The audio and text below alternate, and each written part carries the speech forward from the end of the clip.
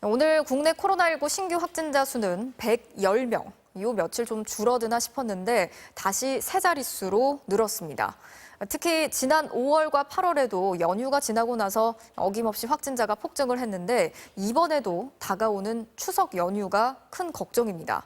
지금의 확산 추세라면 지난 연휴 때보다 더 위험할 수 있다는 분석이 나오고 있습니다. 김윤미 기자가 취재했습니다. 서울 영등포구 여의도의 한 증권회사에서 새로운 집단 감염이 발생했습니다. 지난 20일 최초 확진자가 나온 이후 같은 층에 근무한 직원들을 대상으로 한 전수검사에서 4명이 추가로 양성 판정을 받은 겁니다. 영등포구의 마트에서도 6명이 잇따라 확진되는 등 새로운 집단 감염이 잇따르고 있습니다.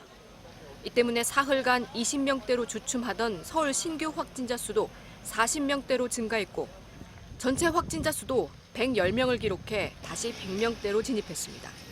이런 상황에서 방역당국은 다가올 추석 연휴를 걱정하고 있습니다. 연휴만 지나면 어김없이 확진자의 폭증과 대규모 집단 감염이 있었기 때문입니다. 지난 4월 말부터 5월 초까지 엿새간 이어진 연휴 이후 이태원 클럽발 집단 감염이 일어났고 8월 광복절과 임시 공휴일 때도 도심 집회와 여행지 감염이 확인되며 전국으로 감염이 확산됐습니다. 특히 지금처럼 일일 확진자 수가 세 자릿수를 넘나드는 상황은 지난 연휴 때보다 더 위험하다고 전문가들은 지적합니다. 지난번 8월 15일 2차 확산이 일어나기 직전의 수준은 10명, 20명 정도 수준이었거든요. 근데 지금 이제 40, 50명, 70명까지 되는 수준에서 2차 확산이 나타난다. 그럼 3차 확산이잖아요. 예. 그럼 하루 800명까지 나올 수가 있습니다. 방역당국은 이번 추석 연휴 기간에 숙박 예약률이 매우 높은 강원도와 제주도에 대해 특별 방역 조치를 하기로 했습니다. 특히 제주도를 방문하는 관광객이 열이 나면 의무적으로 진단검사를 받아야 하고 검사와 숙소 내 의무 격리 비용도 본인이 지불하도록 할 방침입니다. 특별 방역 요원 3,200명도 전국 관광지에 배치됩니다.